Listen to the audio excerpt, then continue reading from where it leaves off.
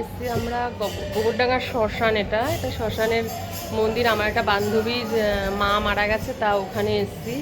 তো শ্মশানে আসলে দেখা যায় বা বোঝা যায় যে এই যে আমরা গণ্ডগোল করি, অশান্তি করি, একদম পুরো বেকার, কিচ্ছু নেই জীবনে।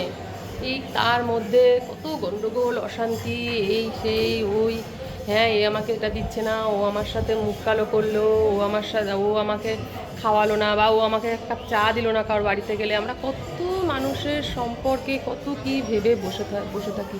কিন্তু দেখো, পৃথিবীতে কোনো কিচ্ছুর দাম নেই, সব বেকার, সব বেকার। এখানে আসলে না বোঝা যায়। উপরের নিচটা গেছিলাম, তো নিচটাতে দেখে এত খারাপ লাগছে। আর আজকে না গোবরডাঙ্গা শ্মশানে প্রচুর মারা গেছে, প্রচুর এসছে, প্রচুর।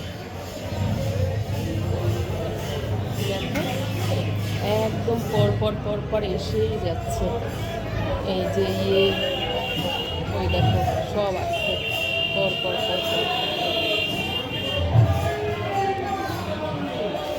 দেখো কি সুন্দর একটা মন্দির এখানে দেখাচ্ছি।